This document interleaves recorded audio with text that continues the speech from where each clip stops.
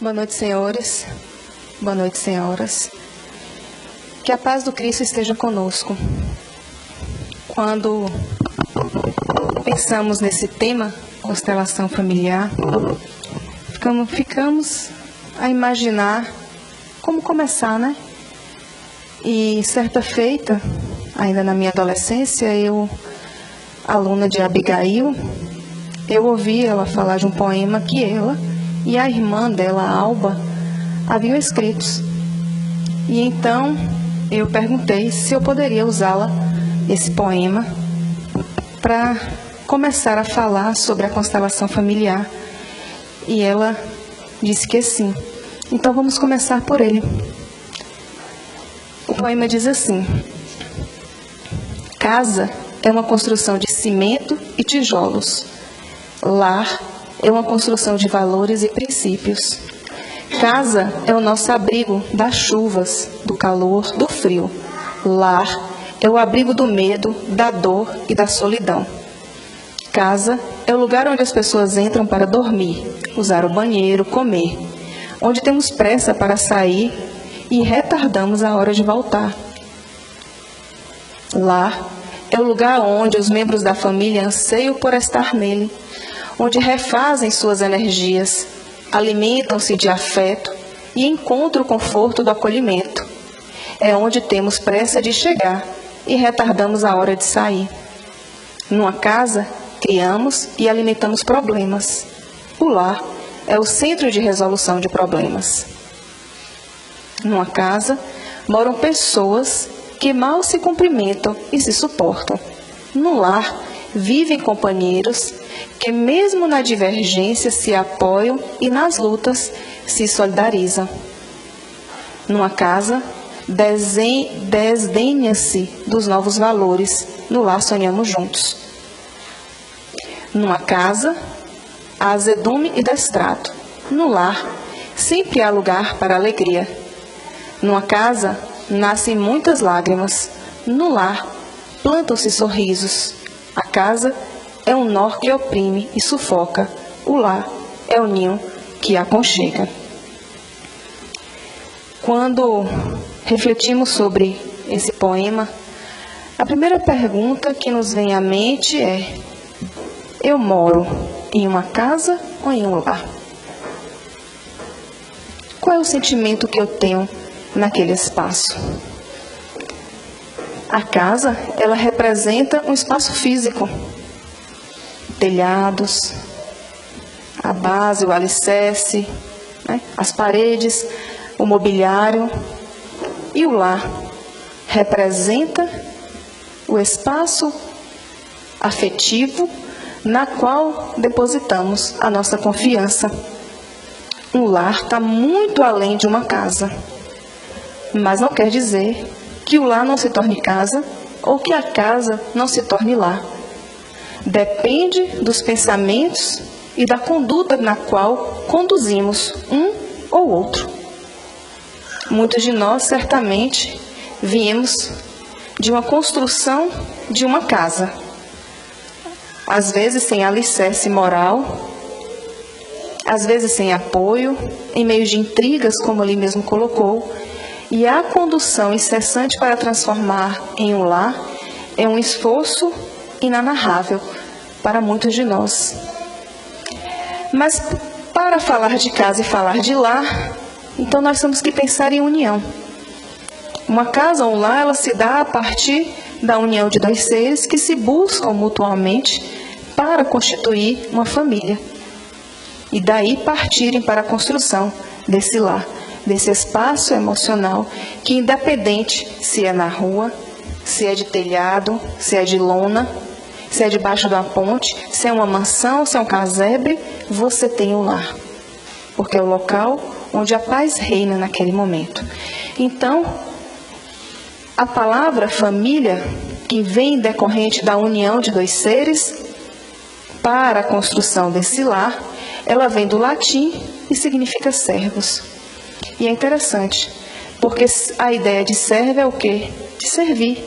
Então é o momento em que um serve ao outro, com zelo, com cuidado, com prazer. os pais aos filhos, os filhos aos pais, o esposo à esposa e vice-versa. Então, nós não estamos numa condição de submissão porque eu estou ali a servir. Não, eu estou a servir e a serviço do bem, do amor, da concórdia, da construção do que a gente precisa ter. Se eu não tenho essa ideia de que eu estou a servir e a serviço, eu não estou construindo o meu lar. Eu não estou edificando a minha família. Nesse aspecto, nós vamos perceber que o grupo familiar é a conquista nobre do processo antropológico e sociológico na qual o ser humano cresce. Nenhuma família, nenhum ser, digamos assim, evolui sem que passe pela experiência de um lar. O casamento, a união dos seres, a construção desse espaço, desse lar, é o maior avanço que a nossa humanidade já pôde ter. Ninguém consegue ser feliz sozinho. Ninguém sobrevive em um deserto de pensamentos, de sentimentos, inclusive um deserto físico. Você precisa de alguém ao seu lado. Alguém que lhe pegue pela mão e lhe auxilie a caminhar juntos. Alguém que lhe tome a túnica e lhe ampare. Se você vai dar um passo, que dê um passo junto. Se você precisa parar, que pare junto. Se for para chorar, que chore junto. Para sorrir juntos. Então, esse espaço em que a família se forma, na união desses seres, se torna o grupo familiar. E esse grupo é a conquista nobre do processo evolutivo dos seres humanos na Terra. Nenhuma família cresceu mais do que a família humana como célula base da sociedade. Consequentemente, se ela é o espaço para o avanço moral, a abolição, então, do casamento seria um retorno à infância da humanidade e colocaria o homem até mesmo abaixo de alguns animais que dão exemplo de uniões constantes. O relaxamento dos laços de família seria, então, um retrocesso à nossa vida, ao nosso progresso. Mas não podemos retroagir. Os espíritos, eles deixam bem claro, progredir é uma lei. Se progredir é uma lei, precisamos avançar nesse contexto. E avançando nele, vamos construindo em nós o tempo e o espaço necessário para que as famílias avancem juntos, para que moralmente avancem. Tendo em vista os avanços da ciência e da tecnologia, bem como a revolução sociopsicológica, a família moderna está buscando parâmetros de equilíbrio para sobreviver ao caos da natureza moral que se alastra por toda parte, em tentativas infrutíferas de extingui-las.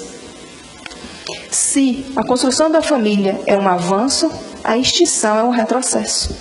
Precisamos aumentar os nossos esforços na estruturação psíquica, emocional, afetiva do nosso ambiente doméstico, daquele que elegemos como os membros para construir a nossa família. E quando falamos desse espaço, falamos de todo o processo que constitui uma família. Então, todos, pai, mãe, filhos, tios, avós, sobrinhos, primos, têm um papel fundamental nesse contexto. Imaginemos, é um processo de planejamento reencarnatório delicadíssimo, digamos assim. Porque primeiro eu tenho um indivíduo que se une a outro, cada um no seu planejamento, se encontram e planejam junto a chegada dos filhos, que é o terceiro elemento, e que tem as suas necessidades, as suas provas, as suas dificuldades. E nesse contexto nós temos 3 planejamentos de seres juntos, ou 4, ou 5, ou 6, a depender da quantidade de filhos que vão se agregando, sejam adotivos ou não, e nós vamos nesse enlace nos fortalecendo nas dificuldades, nas individualidades. Respeitar a individualidade do outro, como ele é um maior passo de avanço que podemos dar. Porque quando buscamos o nosso esposo ou a nossa esposa para que se iguale a nós em pensamento, ou em atitudes, ou em ações, para que haja como nós desejamos que ele o faça, nós estamos aniquilando ele. Nós precisamos aprender a conviver com a diferença, e o melhor espaço para conviver com a diferença é o lar. Somos seres individuais, com as nossas características e necessidades reencarnatórias, na qual aprendemos, em um ambiente pequeno, a diversidade. Para o espaço maior, que é a sociedade, nós podemos lidar com as diversidades lá fora. Por isso que dizem que a família é a célula de uma sociedade. O Livro dos Espíritos, na questão 695. Qual seria o efeito da abolição do casamento para a sociedade humana? Um retorno à vida animal. Então, se não queremos regredir, precisamos avançar. E esse é um passo. É o primeiro passo de avanço que nós vamos nos permitindo. A união livre e casual do sexo é um estado natural. O casamento é um dos primeiros atos de progresso nas sociedades humanas, porque estabelece a solidariedade fraterna e aparece entre todos os povos, ainda que em condições diversas. A ideia do casamento, da união entre esses seres, ela é muito antiga. Vai surgir lá em Roma, com os patrícios, a união de dois seres em um contexto civil, digamos assim, e eles ofertavam na festa que davam para dizer que fulano e cicrânio agora iriam viver juntos, eles ofertavam pão aos deuses. A ideia foi avançando socialmente, civilmente, surgiram então os casamentos religiosos, o casamento civil, e o pão se transformou em o bolo de noiva. É uma tradição que trazemos lá de trás, né, de Roma, dos patrícios. Então, ele já traz a necessidade de uma legalização, de um espaço, de um contexto, de uma oferta aos deuses para abençoar aquela união. Assim, o arroz que é jogado com prosperidade e todos os outros símbolos que a gente vê ainda nas diversas religiões, né, sendo trabalhadas. E isso tem um porquê, porque era uma forma de abençoar, seja um casamento religioso ou não. Então, essa união livre, ele é o primeiro passo para a construção do ser melhor, moral e intelectualmente. A abolição do casamento, e a gente retorna para falar novamente disso, porque se não fosse uma lei divina o casamento, ele não estaria aí para existir. O Evangelho segundo o Espiritismo vai falar da abolição, da indissolubilidade do casamento. E ele diz: os casamentos só são dissolvidos se não existem amor. Então, não existe casamento. Por quê? Porque a lei de amor é a lei que está escrita em nossa consciência. Quando os Espíritos questionam onde está escrita as leis de Deus, ele coloca na consciência.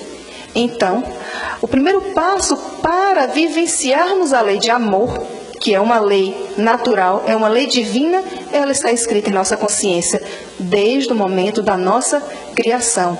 E para exercitá-la, Deus nos deu a condição de nos consorciarmos, de vivermos juntos. Então, se é uma lei de amor, o relaxamento, aí vem a questão 775. Qual seria para a sociedade o resultado do relaxamento dos laços de família? Um agravamento do egoísmo. O indivíduo que não sabe servir, já que a família é uma palavra que significa servo, se o indivíduo não sabe servir, ele é um ser egoísta. Ele quer ser servido, ele quer receber para si e não sabe doar. É um ser egoísta. Isso vai permitindo que os laços vão se tornando frágeis e os compromissos, muitas vezes, acabam sendo desastrosos. Então, ninguém é obrigado a viver com o outro se não é feliz com ele, se não existe amor, se não aprendeu a servir. Não é o ajudar, é o servir, porque é importante compartilhar. É importante crescer junto, é importante estar ao lado nas atividades mais simples que seja doméstica. A obrigação de um lar não é somente da mulher de administrar, do lavar, do passar, do arrumar, do cozinhar. Porque hoje a sociedade moderna exige da mulher, tanto quanto do homem, a atividade lá fora. A atividade com os filhos, a atividade no lar. Então, o servir um ao outro contribui para que esse processo de avanço e que necessitamos sair para trabalhar e retornarmos, possa ser administrada, possa ser cuidada, possa ser zelada por ambos. Possa ser zelada por ambos. As leis civis, eles vão definir algumas formas de união. Tá? E então nós temos aí a nuclear. Qual é o tipo de união nuclear? É aquela formada por um casal hétero, homem e mulher, e os filhos. Esses filhos podem ser filhos gerados ou filhos adotivos. É constituído como uma família nuclear. A não nuclear é o quê? A oposta. São os casais homoafetivos, que têm os seus filhos, ou casais formados, por exemplo, pelos avós que criam os netos. É uma não nuclear. Ou os tios que criam sobrinhos. É uma não nuclear. É composta por esse contexto que não é o pai tradicional, a mãe tradicional e o filho. Nós temos a família monoparental. É aquela produção independente. A mulher quer ser mãe, então ela tem o filho. Seja através de um envolvimento com o outro, seja através de ir no banco de sêmen, fazer uma inseminação e poder gerar o seu filho.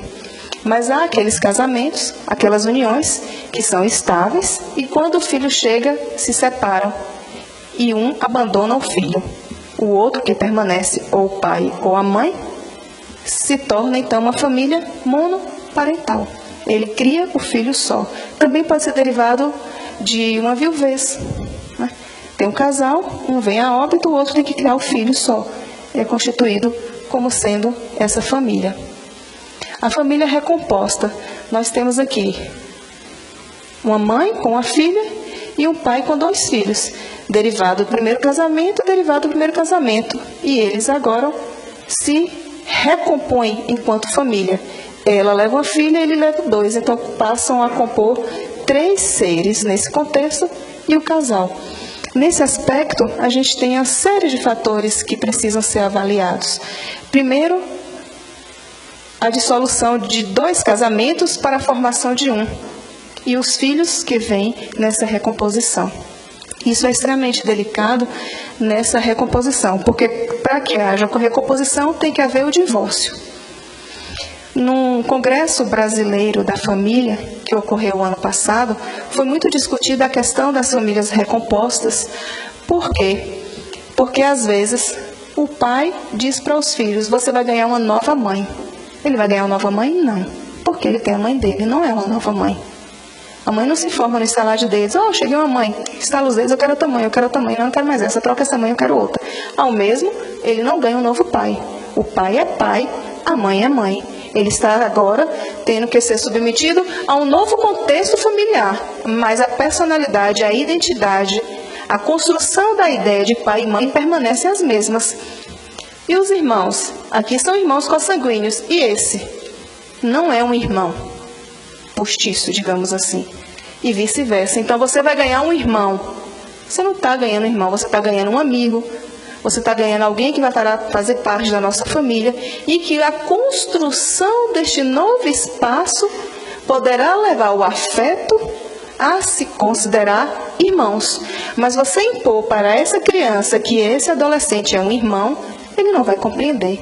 Porque a ideia dele é que irmão vem de quem? Do mesmo pai e da mesma mãe. Como é que o indivíduo que vem de fora, que eu não conheço o contexto, que eu não participei do processo de formação, não vi gerar, não vi nascer, não vi crescer, eu posso dizer que é irmão e se impõe a condição de que é um irmão? E aí, muitas vezes, eu tenho o meu quarto sozinho, eu tenho que dividir o meu quarto agora com o ser estranho que me disseram que era meu irmão. Esse é um outro contexto. E o terceiro e talvez mais grave, que foi discutido nesse evento, é a ideia de que se passa de que a mãe não presta ou de que o pai não presta. O divórcio surgiu, discussões realizadas em frente de filhos, gerou traumas psíquicos de difícil resolução e que vai apontar lá na adolescência.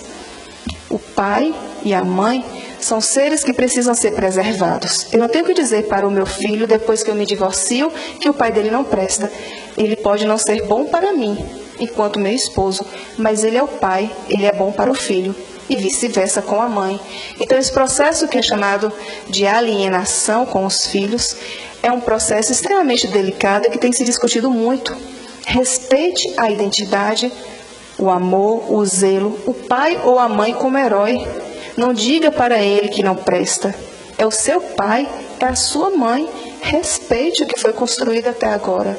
Então, os casais, por maiores dificuldades que vivenciam no seu ambiente doméstico, preservem os filhos das discussões, dos debates, das relações explícitas. Observe que ali é um ser sobre a sua responsabilidade em formação emocional, em formação psicológica, porque a formação física e a estrutura, quando foi gerado no seu ventre, Deus já o permite crescer e desenvolver como necessário. Mas a formação daquele espírito que você recebe como filho depende do seu exemplo, da sua postura, da sua atitude. Então diga para ele: meu filho, seu pai é o melhor pai do mundo, sua mãe é o melhor pai do mundo, porque o seu pai é a sua mãe. Não os distrate, não diga que não presta, não diga que o outro é melhor do que o anterior. Ele pode ser bom para essa, mas não ser bom para mim. Depois não vai querer que o filho se revolte com a madrasta ou com o padrasto por esse ou por aquele motivo ou que é um desrespeito. Se for imposto um sentimento que você não conhece, que nunca viu naquela condição, é difícil de aceitar. Então, esse processo é extremamente delicado e que precisa ser levado em conta no momento da separação, no momento do divórcio. O casamento de coabitação. Que casamento é esse? Que relação é essa? São aqueles casais que têm uma união estável, mas que não é registrado nem como união estável, nem como casamento civil, nem como casamento religioso, como nada. Eles vivem juntos. Quantas vezes nós vamos ver no jornal, né, aquele mutirão para casar as pessoas de diversas idades, adolescentes, de idades mais avançadas, já com filhos, já com netos que se vestem de noivo, que tem toda a simbologia, e eles dizem: meu sonho era casar. Esse é o tipo de união, de coabitação, e que não é registrado nas leis civis, esse tipo de união. E o divórcio, o que seria então o divórcio? Para que se dê uma união de recomposição. O divórcio é a dissolução conjugal, habilitando as partes a novas núpcias. No Brasil, o divórcio foi instituído pela Lei de número 6.515, de 26 de dezembro de 77, cujo artigo 24 diz que o divórcio põe termo ao casamento e aos efeitos civis do matrimônio religioso.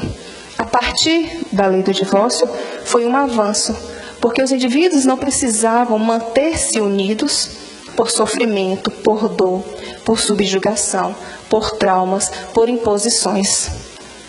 Foi-lhe dado o direito, à mulher principalmente, de retornar à sociedade sem discriminação de que era divorciada e que não teria mais espaço entre o meio em que ele estava. Foi um avanço das leis civis, foi, mas é uma lei humana. Não é uma lei divina. A lei divina é a lei de amor. Se não existe amor, é porque o divórcio já existia. E isso precisa ficar claro na nossa consciência para não carregarmos uma culpa de que não demos certo no casamento, ou que eu carreguei um casamento e que deveria ser um casamento e que poderia e eu não consegui. Não é que você não conseguiu. Se o amor não é a base que forma o alicerce, quando vinham as chuvas, quando vinham as tempestades e os momentos difíceis, se o alicerce não for bem feito, ele cai. E esse alicerce é o amor. Não existe relação que se sustente sem amor. E o que é o amor? Se estamos falando dele, o que é o amor? Então vamos buscar o amor lá em Paulo, em Coríntios. Ainda que eu falasse a língua dos homens e dos anjos, e se não tivesse o amor, seria como metal que soa, ou como símbolo que retine. E ainda que tivesse o dom de profecia, e conhecesse todos os mistérios e toda a ciência, e ainda que tivesse toda a fé, de maneira tal que transportasse os montes, e não tivesse amor, nada seria. E ainda que distribuísse todos os meus bens para sustentar os pobres, e ainda que entregasse o meu corpo para ser queimado, se não tivesse amor, nada disso me aproveitaria. O amor é sofredor, é benigno. O amor não é invejoso. O amor não vangloria, não se ensoberbece, não se porta inconvenientemente, não busca os seus próprios interesses, não se irrita, não suspeita mal. Não se regozija com a injustiça, mas se regozija com a verdade. Tudo sofre, tudo crê, tudo espera, tudo suporta. O amor jamais acaba, mas havendo profecias, serão aniquiladas. Havendo línguas, cessarão. Havendo ciência, desaparecerá. Porque em parte conhecemos e em parte profetizamos. Mas quando vier o que é perfeito, então o que é em parte será aniquilado. Quando eu era menino, pensava como menino. Mas logo que cheguei a ser homem, acabei com as coisas de menino. Porque agora vemos como por espelho, em enigmas, mas então vemos face a face. Agora conheço em parte, mas então conhecerei plenamente, como também sou plenamente conhecido. Agora, pois, permanecem a fé, a esperança, o amor. Estes três, o maior destes é o amor. 1 Coríntios. Então ele vem definir o amor como algo sublime. O amor não maltrata. O amor não destrói. O amor não humilha, o amor não distrata. O amor não fere. O amor constrói. E aí ele fala da maturidade que antes via de uma forma e passou a ver de outra. Ele passou a compreender o amor como aquele sentimento que cuida, que levanta, que ergue. Aquele que ama, ele não prende um pássaro em sua mão porque quer que aquele pássaro seja seu. Aquele que ama, se ver que o pássaro está sofrendo em suas mãos, abre e lhe dá asas para voar. E pede para que voe longe e para que seja feliz. Aquele que ama não sufoca e não oprime. Aquele que ama ergue e diz, vai adiante que eu estou ao seu lado. Aquele que ama levanta. E Paulo vem descrevendo esse sentimento de amor de uma forma que, se a gente ficar aqui a noite inteira só com o poema dele, nós vamos ter elementos para avaliar em nossa consciência, no nosso dia a dia, no nosso trabalho, na nossa família, no nosso contexto. Porque é o amor que conduz as nossas almas. Dos gregos, eles vão definir 7 formas de amor. O primeiro dele, filáutia, é o amor próprio. Eu me amo. E aí é aquele amor que entende a passagem de Jesus, quando Jesus diz, amai a Deus sobre todas as coisas e o próximo como a ti mesmo. Ele não diz amai o próximo mais do que a você. Ame o outro como você se ama. Esse amor, ele é definido pelos gregos como o amor, o alto amor. Não é aquele amor egoísta que eu me amo acima de todos e acabou. Não. É aquele amor que diz eu me amo, eu me valorizo, eu cuido de mim. E eu amo o próximo como eu me amo. E o amor que eu dedico ao outro se encaixa ao meu como quebra-cabeça. E eu junto as peças do meu quebra-cabeça e o meu quadro fica perfeito. É o amor que eu me valorizo e que eu me dou. É o amor que eu consigo doar ao outro na mesma proporção que eu recebo. É esse amor. O amor pragma é o amor pragmático.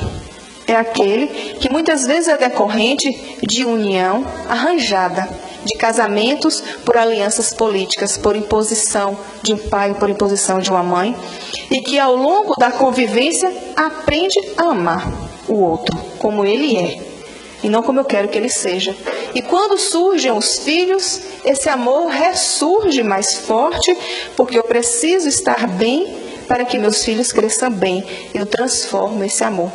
Como o amor é uma lei natural, uma lei divina, o amor, ele sofre transformações. Ele não se perde. Ele sofre transformações. O amor ludus é aquele amor sem compromisso. É aquele amor divertido, por ocasião. Eu me envolvo afetivamente com uma pessoa, mas eu não tenho compromisso. Fico 10 anos namorando, mas eu não quero compromisso. Eu não quero casar. Eu não quero construir uma família. Eu não quero vínculo com essa pessoa. Ela pode arrumar o namorado que quiser, a namorada que quiser, e nós podemos continuar juntos. É o amor sem compromisso. E que pode perdurar aí uma vida inteira. O amor eros é um amor mais perigoso. O eros vem da palavra cupido, né? O cupido era chamado de eros, aquele que tem a flecha e lança. O cupido me flechou e agora eu estou amando. É um amor perigoso, por quê? É um amor que oprime, é um amor que quer dominar, é o amor que sufoca, é o amor que diz: você me pertence, você é meu. Esse amor é aqueles que muitas vezes a gente vai ver no noticiário, matou por amor. E a gente pergunta: uma pessoa pode matar por amor? Então não é amor, mas é um amor doentio, que se transformou em um sentimento tão difícil de se trabalhar, tão doente, que para que eu não perca esse pássaro da mão, eu mato. Porque aí ele, ou nem comigo, nem com o outro. É esse o amor. E é um amor perigoso. É o amor que gera os tirantes domésticos. É o amor que fez com que viesse a Lei Maria da Penha e defendesse o direito das mulheres, o respeito. Mas não só as mulheres, porque as mulheres também podem agredir o seu marido. E ele também necessita de ter a liberdade. É o amor que sufoca e que oprime ambos os sexos, não importa se é o homem, se é a mulher, ou se são os casais homoafetivos também. Eu sufoco e oprimo o outro porque eu preciso possuí-lo. É esse o amor. O amor fila é aquele amor leve, é o amor por um amigo que você tem como se fosse um irmão. É o amor que você dedica a uma pessoa e diz: eu amo tanto essa pessoa que é como se fosse minha mãe, é como se fosse meu pai. Aqui no centro eu tenho duas pessoas que eu amo tanto que eu chamo de mãe. Falo: mãe, vem cá, benção mãe. Porque eu tenho um sentimento de afeto tão grande que é como se fosse o amor que eu tenho pela minha mãe mesmo. É esse o amor. Muitos casais chegam a uma fase de maturidade em seus relacionamentos que vão dizer: ele ou ela, né? Ou eles ou elas, como ser a formação daquela família: eu amo porque você é o meu verdadeiro amigo. É esse amor, quando você chega ao estágio de ver o outro além do que ele é, além de um compromisso afetivo, conjugal. Você é o meu melhor amigo. O melhor amigo, a gente conversa, a gente brinca, a gente fala piadas, a gente se diverte, a gente sai para descontrair, rola no chão.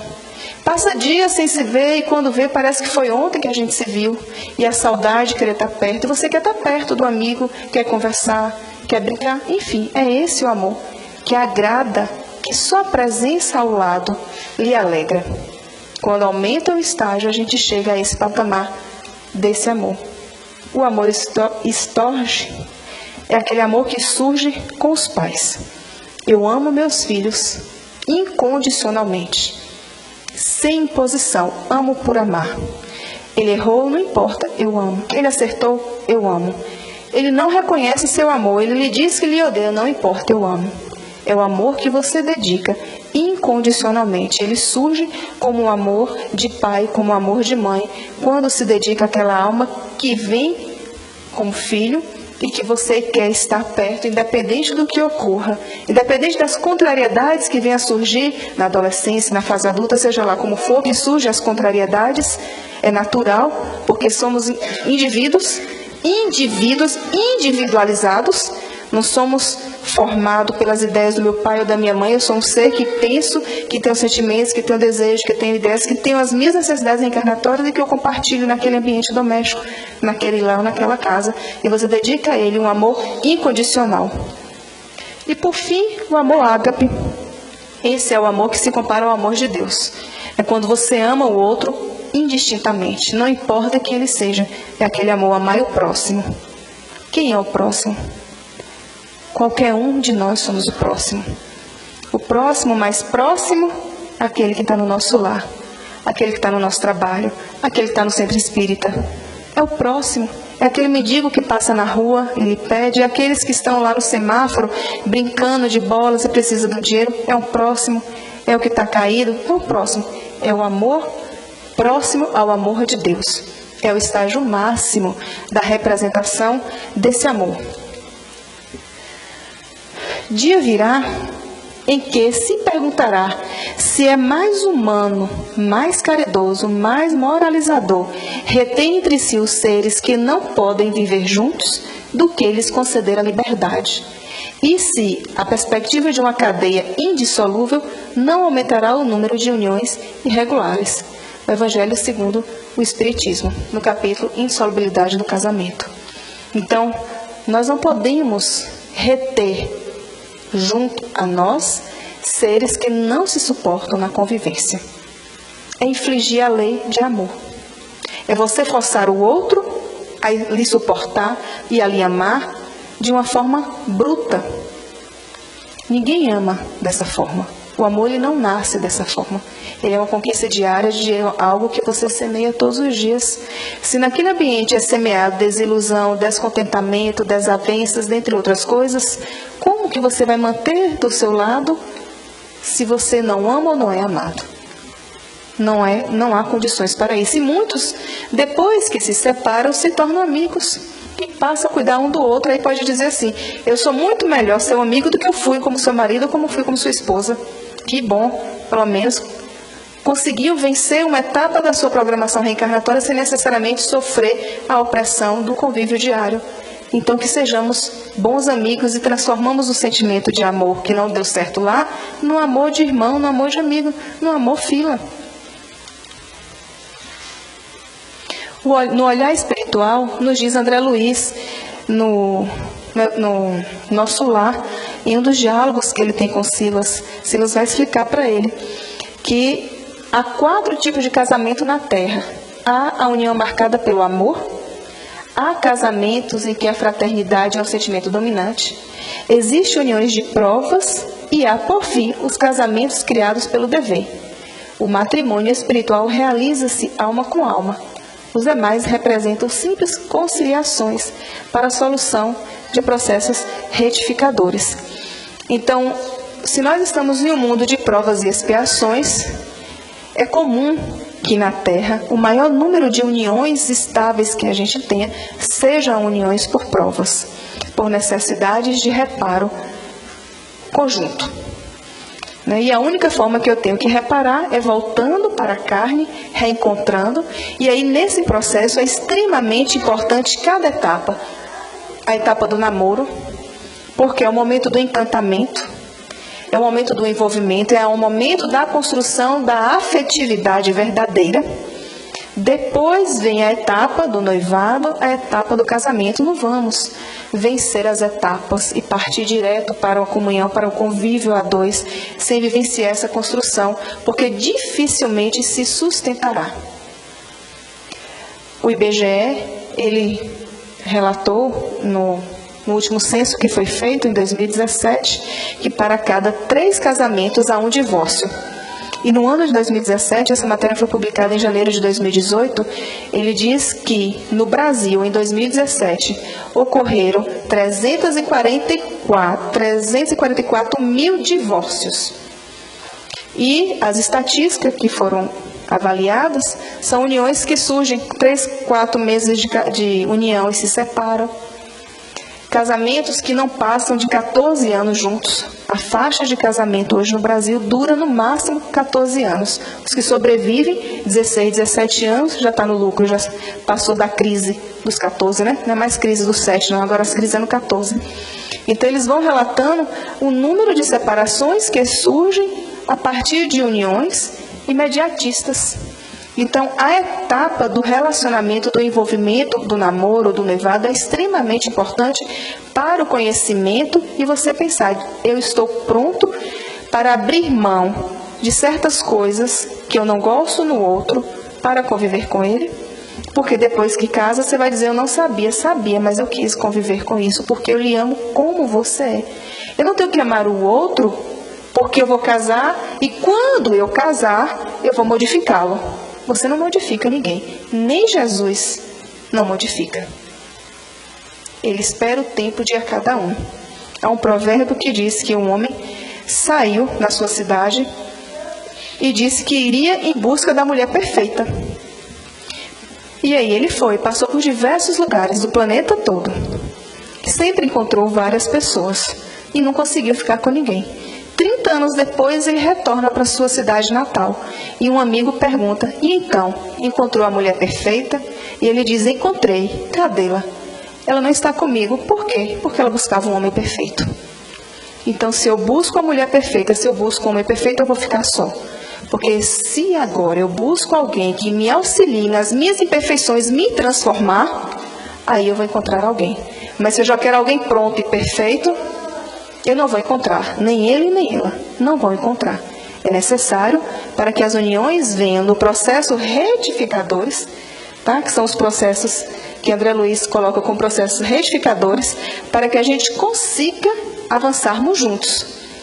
E quis Deus que os seres se unissem, não só pelos laços carnais, mas pelos laços da alma, a fim de que as afeições mútuas dos esposos se transmitissem aos filhos, e que fossem dois, em vez de um, a amá-los, cuidar deles e auxiliá-los no progresso. Então ele deixa bem claro, dois ao invés de um. A responsabilidade para com os filhos é de ambos. Não importa se estão juntos ou separados. A responsabilidade para com os filhos é de ambos. Quer dizer que você educou e a educação deu certo, o mérito é do pai ou é da mãe. Se deu errado, a culpa é da mãe ou a culpa é do pai, não. Se deu certo, o mérito é de ambos, porque se uniram para aquele propósito. Se deu errado, é de ambos, porque em algum momento nós falhamos com aquele propósito. Eu preciso contribuir de igual forma. Hoje a gente não pode mais falar que o homem não troca a fralda da criança ou que não sabe dar mamadeira, porque a nossa sociedade hoje nos ensina a fazer da mesma forma. Eu tenho iguais condições de cuidar e de amparar. E eu preciso desenvolver o sentimento de cuidado para poder transpor a todos esses. O Espírito Galileu, ele vem dizer, na Gênesis, no capítulo 6, uma mesma família humana foi criada na universidade dos mundos e os laços de uma fraternidade que ainda não sabeis apreciar foram postos a esses mundos. Se os astros que se harmonizam em seus vastos sistemas são habitados por inteligências, não o são por seres desconhecidos uns dos outros, mas ao contrário, por seres que trazem marcado na fronte o mesmo destino, que se hão de encontrar temporariamente, segundo as suas funções de vida, e encontrar de novo, segundo as suas múltiplas simpatias. O Espírito Galileu aqui, ele deixa muito claro a ideia da parentela espiritual e da parentela corporal. E aí, quando a gente vai ver Jesus, na passagem que relata, em que ele estava reunido com os seus apóstolos e mais alguns da Assembleia, e a sua mãe chega e alguém fala, mestre, a sua mãe está lá fora. E ele volta para aqueles que estão na frente e pergunta, quem é minha mãe? Quem é meu pai? Quem é meus irmãos? Ele não estava destratando, ele não estava desconsiderando, ele não estava excluindo a presença materna e paterna na qual ele veio ao mundo. Muito pelo contrário, ele estava dizendo que todo aquele que cumpre a vontade de meu pai é minha mãe, é meu irmão. Ele estava falando de uma parentela espiritual que está além da parentela física. E quando a sua mãe adentra, ele a envolve com todo o afeto, com todo o amor do mundo que ele tinha por ela e por todo o respeito que a presença de Maria significava na sua vida.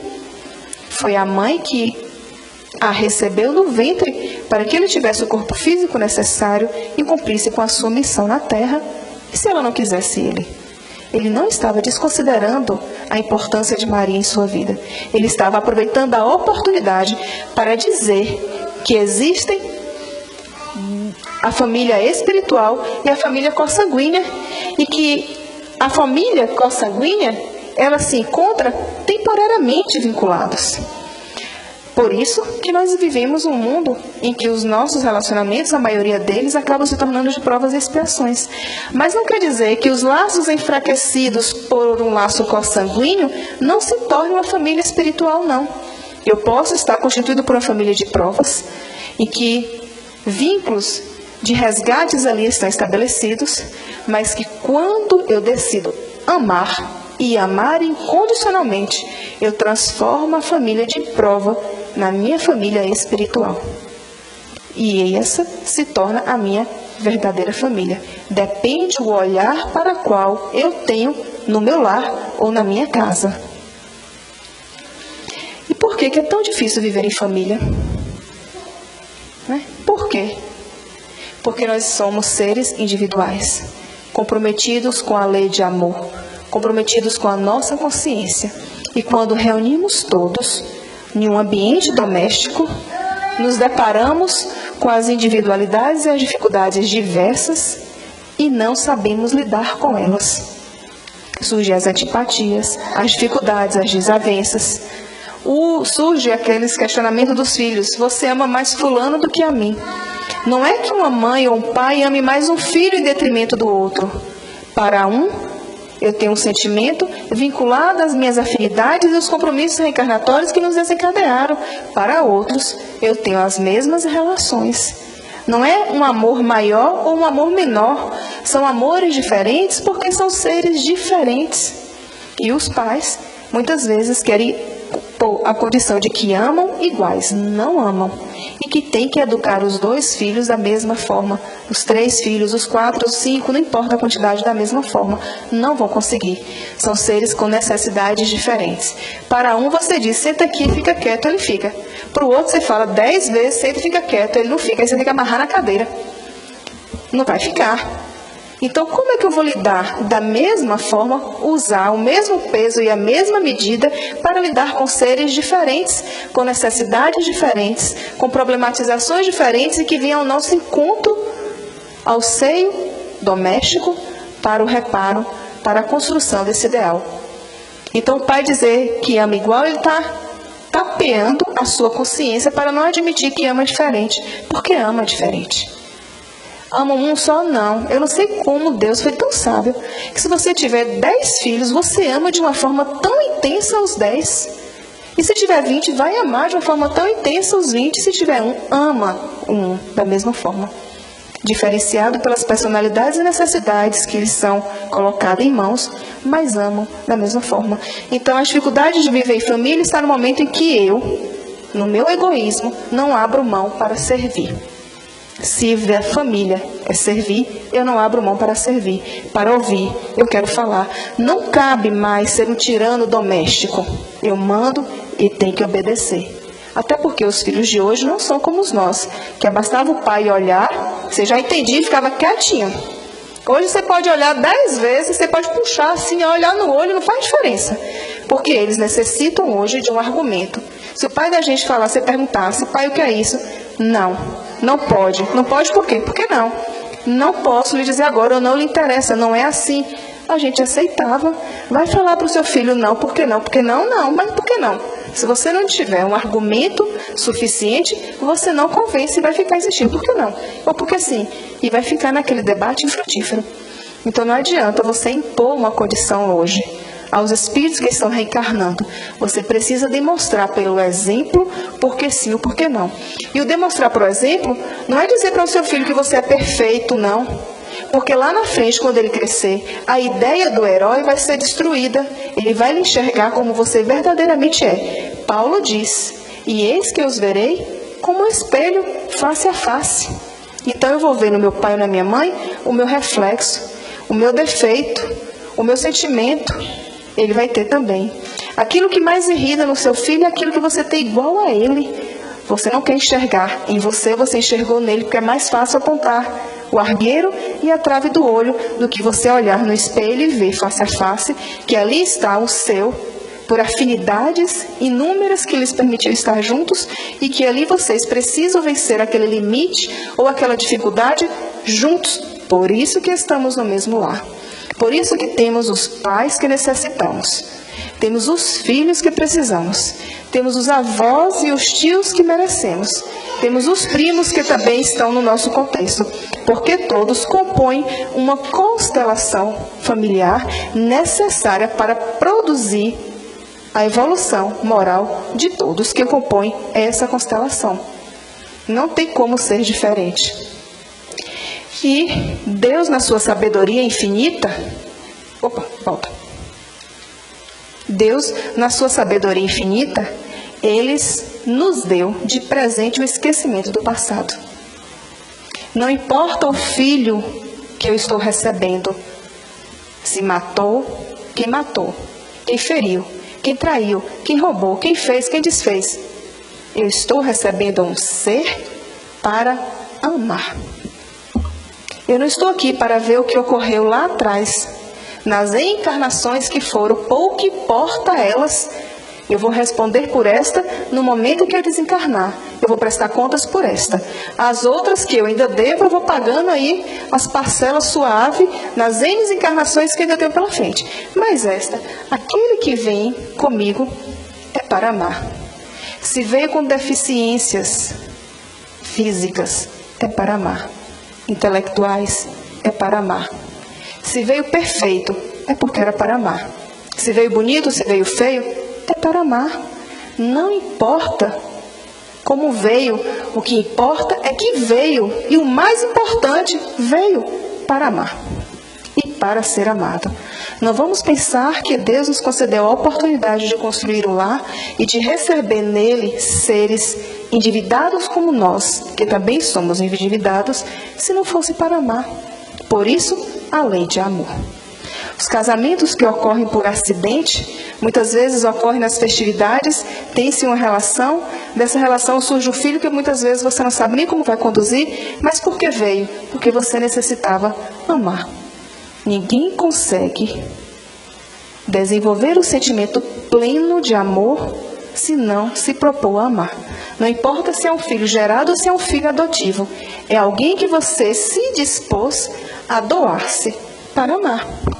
Por isso que ele passa o véu do esquecimento e fala: aqui está a caneta, reescreva a sua história e conduza a sua vida a partir daí. E os problemas que esse filho vai dar é porque necessitava ter aqueles problemas e você necessitava conduzi-los a Deus. E a única forma de conduzir os filhos a Deus é ensinando a lei de amor, de respeito, de caridade, de progresso, as leis morais. De outra forma, não tem como não avançar. No livro em que a gente baseia a nossa palestra hoje, a Constelação Familiar, Joana de Ângeles, ela vem relatando uma série de dificuldades que muitos pais encontram no ambiente doméstico. Na chegada dos filhos, a dificuldade que os filhos têm com os pais, com os avós, e vai relatando uma série de conflitos, os conflitos com o alcoolismo, com a droga e com tantos outros compromissos que hoje fazem as famílias sofrer. Ela vem relatando e conduzindo esse direcionamento para que a gente consiga construir a nossa constelação. E ela deixa bem claro, todos estão onde precisam estar. Todos recebem a família que precisam receber. No Evangelho segundo o Espiritismo, os Espíritos vão falar com Kardec que os laços de sangue não criam forçosamente os liames entre os espíritos. O corpo procede do corpo, mas o espírito não procede do espírito. Porquanto o espírito já existia antes da formação do corpo. Não é o pai quem cria o espírito de um filho. Ele mais não faz do que lhe fornecer o invólucro corpóreo, cumprindo-lhe, no entanto, auxiliar o desenvolvimento intelectual e moral do filho, para fazê-lo progredir. Quando Kardec ele vem avaliar esses laços sanguíneos, a gente volta e reafirma. Não é porque é um laço sanguíneo, um laço frágil e que pode ser dissolvido. É um laço que você pode fortalecer a partir do momento que você se predispõe a isso. Talvez algum de vocês aqui tenha a experiência de ter nascido em um lar difícil. Esse lar pode ter essa família pode ter se dissolvidos, estar distante, pai, mãe, irmãos, tios, e você não está nesse contexto. Talvez isso ocorreu porque precisava ser dessa forma e você precisava aprender. Mas nós precisamos ter para com esses laços consanguíneos, por mais difíceis que sejam. Se eu não conseguir ter o amor, eu tenho que ter o respeito e a gratidão. Porque aquele pai, mesmo que não me ama, e aquela mãe, mesmo que não me dedicou, eles aceitaram me receber como filho. Porque para que esta encarnação ocorresse, eu precisava de um corpo físico. E eles falaram: vou lhe dar o corpo físico. E nos deu o corpo físico. Só aí já são dignos de receber de nós a gratidão. E o sentimento de gratidão leva o sentimento de afeição. Se eu não consigo perdoar porque eu sofri na infância, porque eu sofri na adolescência, eu preciso ter a consciência que se não fosse eles, eu não estava aqui. E eu precisava deles, e eles, mesmo sabendo, mesmo sem ter afinidade, que eu iria vir, aceitaram. Vem que eu boto no mundo e largo aí no mundo. Não tem problema, eu preciso ter respeito e gratidão por eles. Porque se não fosse assim, eu não estaria aqui. Eu não poderia estar aqui. E é exatamente isso que essa imagem vem trazer para a gente. Esse sentimento de gratidão, o sentimento de comunhão, o sentimento de afeto, o sentimento de união para preservar o amor, preservar o que é puro nas nossas relações. Então, ame seus filhos. Se esforce nessa conjuntura, nesse sentimento. Quando a gente opta por ter um filho, a gente opta por viver o sentimento. Quando eu optei por ser mãe, eu pensava, como deve ser o amor de mãe? Porque eu vivi momentos muito difíceis com meus pais. E então eu pensava, como é o sentimento de amar, né? A gente ama o marido, ama o irmão, ama um amigo, mas como é um amor além disso? E eu falei assim, não, eu preciso ter filhos para amar. E assim foi. Veio Davi e depois veio Guilherme. Naturezas opostas, os dois, mas que eu optei em recebê-los, independente do compromisso espiritual que tenha, independente do que fizeram lá atrás, eu a eles ou eles a mim. Eu optei em recebê-los porque eu queria aprender a amar. E a única forma que eu poderia aprender a amar era se eu tivesse a experiência de me dedicar incondicionalmente a um ser para amar. Por quê? Quando chegar no mundo espiritual e alguém perguntar a eles assim, Davi, Guilherme, define para mim o que é amor. Eles não vão definir a carta de Paulo aos Coríntios, nem o amor dos gregos não. Eles vão dizer assim, amor é o que minha mãe tinha por mim. Ela me amava incondicionalmente. De madrugada, 2 anos e meio sem dormir, porque Guilherme não dormia. Veio dormir com 2 anos e meio. Ele parecia um zumbi. Respirava, brigava, mas eu olhava para ele e falava para ele, sabendo que ali estava um espírito difícil que veio ao meu encontro. E eu olhava para ele de manhã, exausta, e falava para ele assim, eu te amo, filho, e eu vou te amar por toda a minha vida. Aí ele falou assim para mim, e no meu aniversário, mãe, quando eu crescer? Aí eu falei para ele, eu vou fazer de tudo para estar lá. Aí Davi me perguntou, mãe, eu quero ir embora para Paris. Aí eu respirei, tá bom, meu filho, pode ir embora para Paris. Você não vai mais me ver. Eu falei assim, vou, porque eu vou aonde você estiver. Não importa aonde você estiver, eu escolhi você porque eu queria te amar. Só por isso, Davi. Então, aonde você for, não vai fazer diferença o sentimento de amor, eu vou ao seu encontro. E aí, mãe, se um dia eu morrer? Eu falei, eu vou continuar te amando. E aí ele falou assim, mas lá no centro falaram que eu podia nascer de novo e nascer de outra mãe. Eu não quero nascer de outra mãe.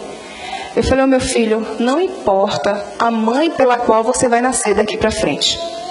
Eu vou continuar te amando. E no universo que você estiver, eu vou estar lá. Presença espiritual, Deus vai me conceder a oportunidade de estar ao seu lado e de dizer para sua nova mãe, ele é assim, faz desse jeito que dá certo, porque eu escolhi te amar. Aí Guilherme vem, não mãe, você me ama. Eu falei assim, amo Guilherme, você é o amor que me tira a paciência. Você veio para exercitá-la, mas você, quando chegar no mundo espiritual, vai saber o que é amor. Porque ninguém nesse mundo vai lhe amar mais do que eu. Porque foi esse o amor que eu pedi a Deus para ter. Um amor incondicional. Um amor de dedicação. Às vezes alguns colegas falam assim, Mara, você precisa sair e deixar os filhos. Eu não consigo sair e deixar eles. Porque uma parte de mim está lá. E eu não vou estar inteira onde eu for. Então eu levo comigo, porque aí está todo mundo junto. Está todo mundo inteiro. Porque eu necessito estar com eles. Eu necessito ter um amor de mãe que eu não tive. E hoje eu sei plenamente o que é o amor materno. E eu escolhi eles para amar. Não importa o que ocorra. Eles podem me odiar lá na frente, quando entrar na consciência e dizer, ai feliz, foi você que me maltratou no passado. Não importa, eles vão me dizer isso e eu vou falar para eles, criatura, eu te amo. E eu digo todos os dias, a primeira palavra do dia é, mãe, eu te amo.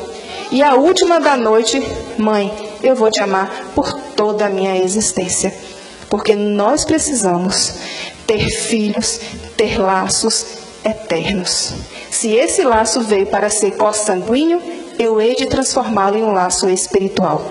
Eu hei de levá-los eles para o mundo espiritual e transformá-lo na minha constelação familiar. Porque se não for assim, perdeu o objetivo da reencarnação. Perdeu o objetivo de termos uma família, se não for para desenvolver o amor ágape. E essas são as reflexões que a gente quis trazer para essa noite. Que Deus esteja conosco, nos auxiliando a compreender que sentimento é esse que nós somos capazes de desenvolver uns pelos outros. Então começamos a desenvolver pelos que chegaram até nós, sobre a responsabilidade de ter um ninho.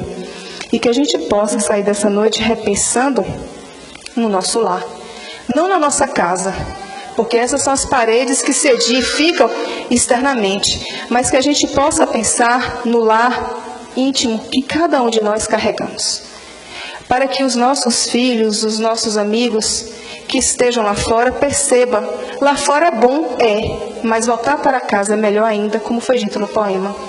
Que a gente possa dar liberdade para o filho, para o marido, para a esposa, para voar e ir para onde quiser, mas que saiba que na hora que quiser pousar, pode voltar, porque a casa está aqui, com raízes profundas que o tempo não vai arrancar, não vai destruir, não vai corroer. Ela vai permanecer intacta. Então volte para a sua essência, que nós estamos juntos. Caí, quebrei a cara, passei por decepções. Volta, nós estamos juntos e vamos superar juntos. Tenho N problemas, volta. A sua casa será sempre a sua casa. O meu colo vai ser sempre o seu colo. E se eu casar e tiver meus filhos, mãe, você vai me pegar no colo? Não, porque você não vai querer. Mas se sua mulher estiver longe e você quiser vir para o colo escondido, pode vir. Porque o seu colo vai ser sempre o seu colo. E se quiser dar comida na boca, às vezes o pessoal fala assim, Davi tem 6 anos, você vai dar comida na boca de Davi? Eu falei assim, vou, gente, quando crescer, ele não vai deixar que eu dê a colher comida mais na boca dele, que vai dar a esposa, então tem que aproveitar enquanto ela não chega. Eu tenho que quebrar os paradigmas. Não deixe seu filho dormir contigo que atrapalha o casamento. Não, o que atrapalha o casamento é quando eu me cansei de amar, de cuidar, de respeitar, quando eu vejo o outro com muito mais problemas do que ele tem, com muito mais defeitos do que ele tem, e eu não me supero diante disso. Ter os filhos dormindo com a gente não vai fazer deles piores, não, vai fazer deles melhores, porque o amor nunca matou ninguém. O amor nunca fez que o outro tivesse escolhas opostas. O amor acolhe e aconchega. Está com medo, teve um pesadelo, vem e dorme aqui junto. E envolve juntos, porque é o ninho. É o ninho. A gente precisa ter o nosso ninho. Saber que essa raiz é fixa. E que o que acontecer, eu tenho para onde correr. É para o quarto? É para o colo? Seja para onde for, não tem problema. Quando crescer, não vai dormir mais com a gente, cresceu. Aí a cama vai ficar grande, a gente divide e bota uma cama pequena de novo. Não tem problema. A gente precisa quebrar os paradigmas externos e trazer para as nossas famílias que o melhor lugar que o seu filho tem que estar é em casa. Não é com os colegas lá fora. Ele pode estar lá fora e vai falar, quero voltar. É comer a pipoca junto, é assistir um desenho junto, é rolar no tapete junto. É criar memórias efetivas. Que quando crescer ele vai dizer assim, poxa, quando eu era criança, meu pai brincou comigo. Minha mãe me batia, era braba, mas brincou comigo.